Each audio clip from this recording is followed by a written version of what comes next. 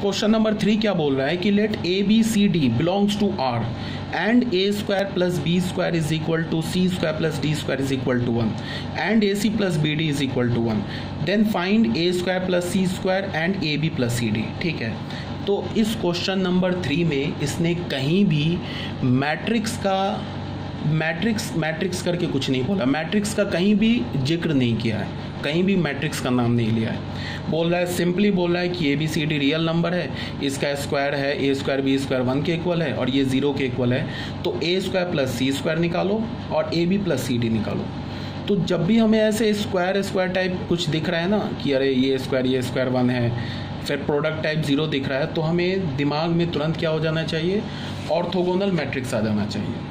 तो हमने क्या किया, इसको सॉल्व करने के लिए सॉल्यूशन 3 क्या किया हमने, सॉल्यूशन 3 में हमने ए मैट्रिक्स को क्या ले लिया, A B C D matrix ले लिया। ठीक है, अब इस मैट्रिक्स को ए बी सी डी ले लिया और यहाँ पे गिवन क्या है, क्वेश्चन में क्या गिवन है, देखो क्वेश्चन में गिवन है A square plus B square is equal to C square plus D square is equal to 1 and A C plus B D is equal to 0।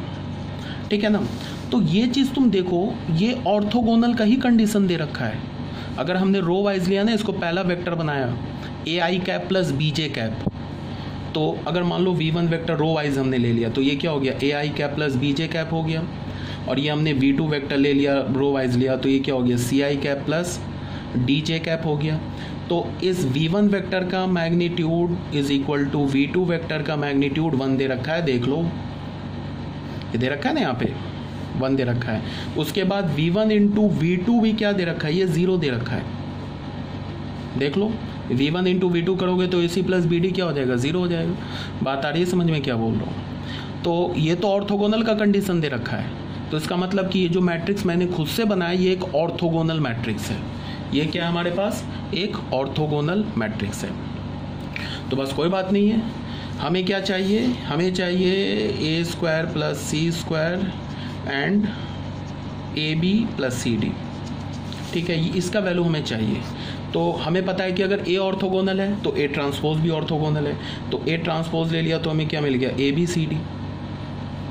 अब हमें पता है कि अगर ये ऑर्थोगोनल है तो इसके भी रो वाइज में अगर मैं इसके पहले रो को एक वेक्टर मान लूँ, दूसरे रो को दूसरा वेक्टर मान लूँ, तो वो भी यूनिट होगा और म्यूचुअली परपेंडिकुलर होगा। तो यहाँ से हमें क्या मिल गया, A square plus C square is equal to B square plus D square is equal to 1, और दूसरा क्या मिल गया, A B plus C D is equal to 0। तो यहाँ से तो A square plus C square का वैल्यू माना है जो कि 1 है, एक्स्ट्रा हमने क्या निकाल लिया, B square plus D square निकाल लिया, फिर क्या बोला, A B plus C D बोला है तो वो 0 के इक्वल है। तो आ गया आंसर, समझ रहे हो बात। तो ये हमारा क्वेश्चन नंबर कौन सा प्रूफ हो गया, सॉल्व हो गया, क्वेश्चन नंबर 3 भी सॉल्व हो गया। ठीक है, अब आ जाओ, अच्छा ख़त्म ही हो गया। अब यहाँ पे मैंने कुछ सेल्फ प्रैक्टिस प्रॉब्लम दे रखा है। ये 3 क्वेश्चंस है, ये 3 क्वेश्चन शायद इसमें से 1-2 क्वेश्चन कंपेंडियम का है। तो आप करोगे क्या कि इस तीनों को सॉल्व करोगे, ये let is equal to this find lambda, तो यहाँ मैंने आंसर दे रखा है, और ये सच डैट सो डैट, तो ये हमें प्रूफ करना है, तो इसका कोई आंसर नहीं होगा। इफ इज निलपोटेंट और इसमें भी शो करना है, तो इस दोनों का आंसर नहीं होगा, इसमें तो प्रूफ करना है, और इसमें लैम्डा की वैल्यू निकालने के लिए बोला है, तो वो मैंने ऑलरेडी यहाँ पे लिख रखा है। तो ये 3 क्वेश्चन आप सॉल्व करोगे, नहीं सॉल्व होगा तो आपको करना क्या है कि मुझे ऑनलाइन जो हमारी व्हाट्सएप की क्लास होती है इसमें आप पूछ सकते हो। ठीक है ना, कोई डाउट नहीं है, थोड़ा मैंने फास्ट पढ़ा दिया, तो बस आप उसे बार बार अगर नहीं समझ में आ रहा है तो उसे रिवाइज करके देखो, पहली बात। दूसरी बात क्या कि एक आता है MX प्लेयर, ठीक है ना, तो आप अपने मोबाइल में MX प्लेयर डाउनलोड कर लो, और जो भी मैं वीडियो भेजता हूँ उसको MX प्लेयर पे देखो। MX प्लेयर पे देखने का बेनिफिट क्या होगा कि उसको तुम जूम कर सकते हो। ये मुझे भी नहीं पता था, मुझे आशुतोष सर ने बताया, एक यहाँ सर हैं केमिस्ट्री के सर, उन्होंने बताया कि आप अगर वीडियो को MX प्लेयर पे देखते हो तो आपको अगर कहीं पे ब्लर दिख रहा है ना, तो वहाँ पे आप हाथ रख के उसे इस टाइप से ऐसे, मान लो यहाँ पे इस रीजन में हमें ब्लर दिख रहा है, हाथ रखा है ऐसे थोड़ा कर दिया, जूम दिख गया। ठीक है, तो जूम करोगे तो थोड़ा और ब्लर हो जाएगा आई थिंक, बट अगर मान लो कहीं पे छोटा तुम्हें फंट दिख रहा है तो जूम करोगे तो बड़ा दिख जाएगा, फिर ऐसे जूम करोगे छोटा आ जाएगा। बात आ रही है समझ में, ये जूम हो गया, ये तो श्रिंक हो गया, ऐसे श्रिंक करोगे छोटा हो जाएगा। तो MX प्लेयर में देखने का फ़ायदा है। ऐसे जब भी तुम वीडियो खोलते हो तो मोबाइल का जो डिफ़ॉल्ट ऐप होता है जिस पे वीडियो खुलता है वो खुद से खुल जाएगा, ठीक है। तो प्ले स्टोर पे जाना, उसे डाउनलोड कर लेना जिसके पास नहीं है, ठीक है। जो MX प्लेयर यूज़ करते होंगे, जिनके पास ऑलरेडी इंस्टॉल है, तो MX प्लेयर पे देखो ज़्यादा सही है।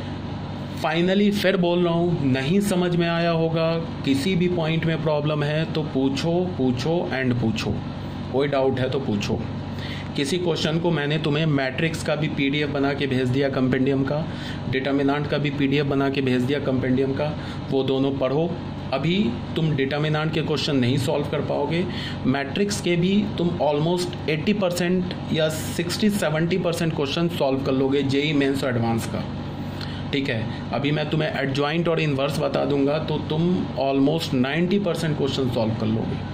और फिर छोटा छोटा 2-4 टॉपिक है तो वो भी बता दूंगा, तो फिर हमारा मैट्रिक्स चैप्टर कंप्लीट हो जाएगा, ठीक है। तो क्लियर होगा, आपको समझ में आया होगा। कोई डाउट है तो पूछ लेना, ठीक है। तो ये हमारा टॉपिक क्या कंप्लीट हो गया, कौन कौन से हमने मैट्रिक्स पढ़े। एक आइडेम्पोटेंट मैट्रिक्स पढ़ा हमने, A² = A। फिर हमने पढ़ा इनवॉलेंट्री मैट्रिक्स, A² = I। फिर हमने क्या पढ़ा, पीरियोडिक मैट्रिक्स A⁴ + 1 A। फिर हमने क्या पढ़ा, nilpotent matrix A⁴m = null and A⁴m - 1 is not null. फिर हमने पढ़ा क्या, orthogonal matrix A × A⁴ = I। उसमें मैंने प्रॉपर्टीज़ बताया। प्रॉपर्टीज़ मैं बार बार बोल रहा हूँ कि याद करने की ज़रूरत नहीं है। जो भी मैंने तुम्हें PDF भेजा है, अगर तुम लैपटॉप पे पढ़ रहे हो, लैपटॉप पे PDF को देख रहे हो, तो लैपटॉप खोलो, सामने नोटबुक रखो, वो सारे प्रॉपर्टी लिखो। मोबाइल पे अगर पढ़ रहे हो तो एक हाथ में मोबाइल लो सामने, और उसको देख देख के सारे प्रॉपर्टीज़ एक बार लिख लोगे ना तो याद हो जाएगा। और याद करने से ज़्यादा, रटने से ज़्यादा इम्पॉर्टेंट है, एक बार जो मैं समझा रहा हूँ सिस्टमैटिक वे से समझ लो, कभी नहीं भूलोगे, ठीक है ना। यहाँ तक बात क्लियर है। अब जो हमारा नेक्स्ट टॉपिक जो होगा, पहले मैं तुम्हें PDF भेजूंगा, तो वो जो हमारा PDF होगा वो होगा adjoint and inverse of A matrix. एक ये टॉपिक बच गया। उसके बाद जो दूसरा एक मेन टॉपिक बचा वो होगा solving simultaneous linear equation of n variables and n equations and n variables। कुछ लीनियर इक्वेशन होंगे जिसमें 3 वेरिएबल्स होंगे, 3 इक्वेशंस होंगे, उसको हम मैट्रिक्स के हेल्प से कैसे सॉल्व करेंगे। फिर आएगा हमारा टॉपिक क्रैमर्स रूल। तो इसी टॉपिक में solving simultaneously linear equation of n variables and n equation, इसी में एक टॉपिक आएगा क्रैमर्स रूल। वहाँ पे मैं बताऊँगा कि क्रैमर्स रूल की क्या इंपॉर्टेंस है JEE मेंस और JEE एडवांस में। एक क्वेश्चन क्रैमर रूल से 100% है, अभी कहीं पे भी लिख के रख लो, ठीक है। लिख के फ्रेम करके अपने जहाँ पे सोते हो वहाँ पे रख लो। एक क्वेश्चन क्रैमर रूल से JEE मेंस में और JEE एडवांस में आना ही आना है, ठीक है। उसको भी मैं डिटेल से बताऊंगा। उसके बाद इक्के दुक्के छोटे मोटे टॉपिक बच जाएंगे, 2-2, 3-3 लाइन का, तो वो भी क्लियर होगा, तो हमारा मैट्रिक्स चैप्टर कंप्लीट हो जाएगा, ठीक है। डिटर्मिनेंट कोई बहुत बड़ा नहीं है, बहुत टाइम नहीं लगने जा रहा है डिटर्मिनेंट, ओके।